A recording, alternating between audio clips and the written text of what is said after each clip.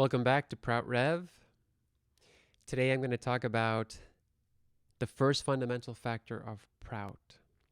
So in 1961, Prabhat Ranjan Sarkar, the founder of PROUT, wrote the 5 fundamental factors of this socioeconomic theory. So these are like the overarching guiding principles that no matter how different society change, how many new policies are enacted, new technology, these 5 fundamental factors in many ways could still remain universally true. So let's go ahead and take a look at what is the first fundamental factor. It is no individual should be allowed to accumulate any physical wealth without the clear permission or approval of the collective body. So one of the things that we have to recognize is that we live in a finite physical world. There's only one planet that we have. It's true that we have ventured outside of the planet and we have gone to places like the moon and Mars and things like that. And that really goes to show just how human beings' thirst is so limitless, that even wanting to venture outside of our planet. And it seems to me sometimes that the rate at which the universe is expanding is not enough to quench the rate of how much a human being's desire expands.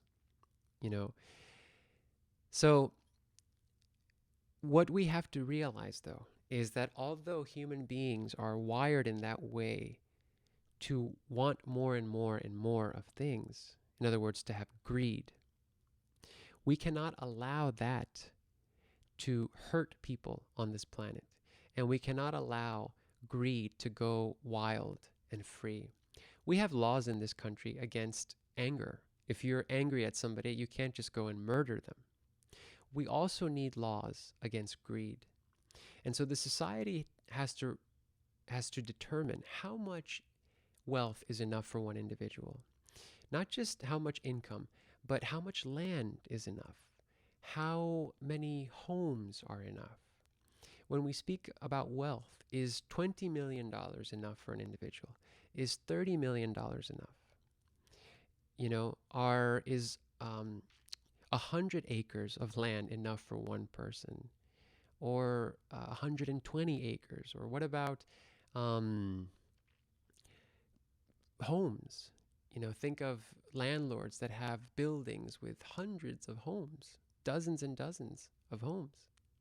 How many is enough for one individual? So what PROUT is saying is that there has to be a ceiling, there has to be a cap. Because here's what happens. If in a company, the top employee, the owner, is making all of the new income, like in Amazon right now. Right now, Jeff Bezos is having record profits during the pandemic. They are doing splendidly well, but not the workers. In fact, the workers are prone to getting sick. They are suffering. And even the company has the nerve to ask the public for donations for their workers. So it means all the new income is going to the top and is not distributed to the workers. So that is wrong. The society should determine how much is enough in the private sector for one person to make. That way, when there is new money, it can be it is distributed among the bottom so that those people on the bottom can also increase their purchasing capacity, and we minimize the gap between the richest person and the poorest person. This is not a radical idea. The military has a maximum wage. At some point, somebody with the top rank in the military cannot make more than X amount of dollars. Same thing with government. Same thing with government officials. And also, in some corporations in Japan and in Europe, they also have put in place a maximum wage. And that is good because if, let's say, you are the person that gets to that top, well, great. They should give you a certificate and say, congratulations, you made it to the top. And from now on, any new money now goes to the rest of the people so that they could also have a chance at getting higher than where they were. There will always be a gap between a rich person and a poor person, or those that have the most and those that have the least. But the idea is to be closing that gap.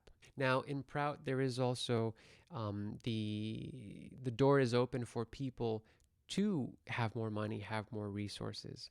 People like inventors, like entrepreneurs, who are very successful and can do many great things for society. Well, they could apply to some Prout boards that would be put in place in order to get some more resources. And as long as it is not infringing, if it's something that the society agrees with, then yes, we want to encourage people to develop themselves, encourage people by giving them monetary gains, allowing the geniuses of our time to have the resources they need in order to utilize, so we can utilize their potential to the maximum capacity. But even so, there's always a rational cap, because we do not want, somebody's greed to replace people's need. Like that quote, there's enough for people's need in this world, but there isn't enough for everybody's greed. So thanks for joining me today and talking about the first fundamental factor of Prout. Go ahead and leave me a comment and let me know what you think about this subject. I'll see you next time.